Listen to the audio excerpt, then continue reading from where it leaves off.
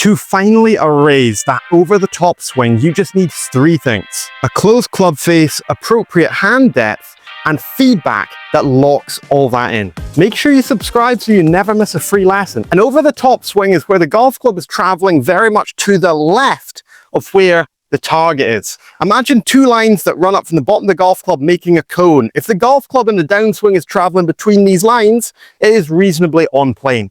If it is traveling well above the top line, this could be classified as more towards being over the top. Typically, if you're swinging very over the top, you're going to experience a lot of pull shots straight left or big slices out to the right. Most players try and fix this over the top swing by swinging more to the right, and this is probably the worst thing that you can do. If you're hitting a lot of slices and pulls because the golf club is swinging over the top, and we suddenly change that and swing more to the right and get the club working more underneath us here, the ball goes way further right, simply because you haven't done anything to close the club face. So we need to close the face. This is number one.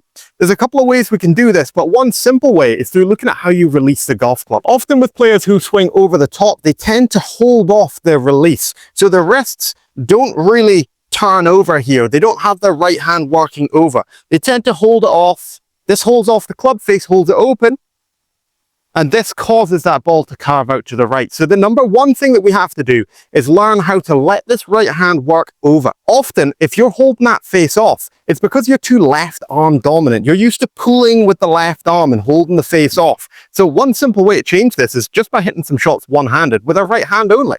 So this switches us to being more right hand dominant. And now we have no option but to allow that right hand to turn over. Now, key checkpoints, we want to think that this right thumb is going to point back behind us, back over here as we're doing this. Just hitting some small shots here, trying to allow that right hand to turn over. And I'm starting to see the ball go left. To make this even better, pop an alignment stick out in front of you so you've got a visual on start line. Just try and get the ball start to the left of it with the right hand only. Once you've got a good feel for this, place both hands back in the club and try and recreate this feeling just in some small shots, allowing that right hand to turn over. Now that you've closed the face and you're starting to hit the ball more to the left, by the way, you'll probably see the ball go straight left. Lots of pull shots way left. That is because you're still swinging over the top, you're still swinging to the left, but now you are not only swinging to the left with an open face, but now you're swinging to the left with a face that's square. So the ball is going to go straight left, and that's perfectly fine. That sets us off wonderfully for phase two. Now that your club face is closed, we can start working on that little draw shot. I want you to make sure that we have some physical feedback to tell us if we're doing this part right. This is really important. I've got an alignment stick here set up just short of a club length in front of me. It is pointed at the same angle as the club shaft here, and all you have to do is hit some shots trying to miss that stick. Now, typically, if you swing very over the top, you're going to move the club this way. You're going to find you're going to impact the stick. Now, this drill, you want to make sure when you're doing it, you either do it very slowly to try and miss it, or you place a pool noodle over the top of it to stop the stick shattering if you do hit it. So if I swing very over the top, I'm going to impact that stick or be very close to it.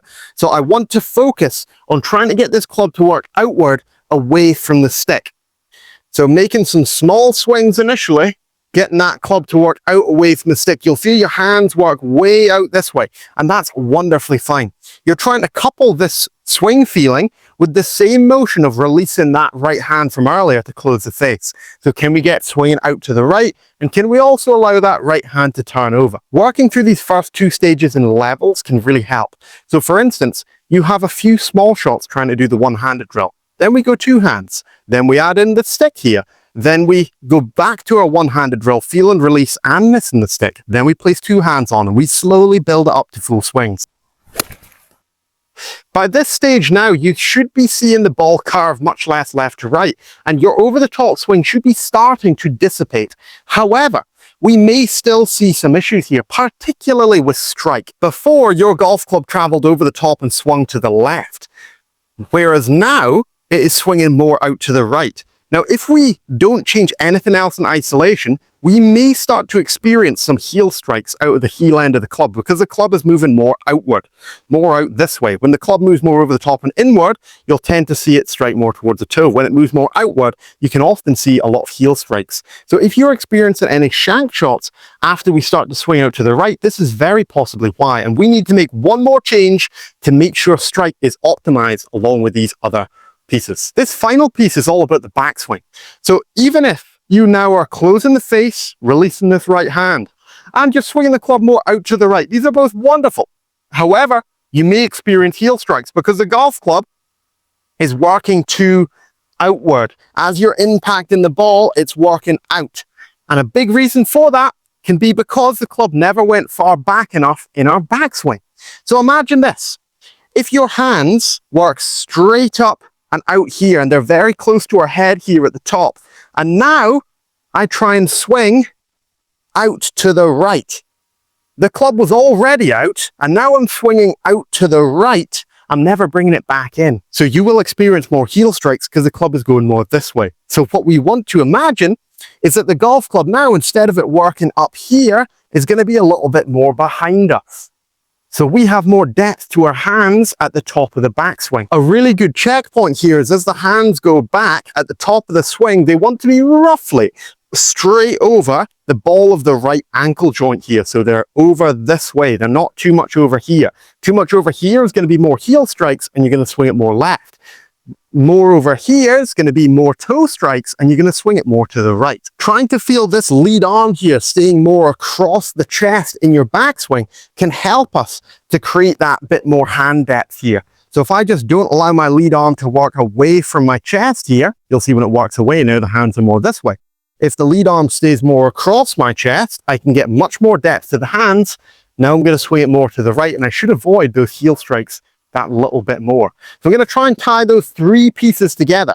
So we've got our release with the right hand. We've got swinging more out to the right with our physical feedback of the alignment stick. And we've got depth to the hands in the backswing, making sure this lead arm stays across the chest. Now, if I can do all three of those fluidly, we're going to see some wonderful little draw shots.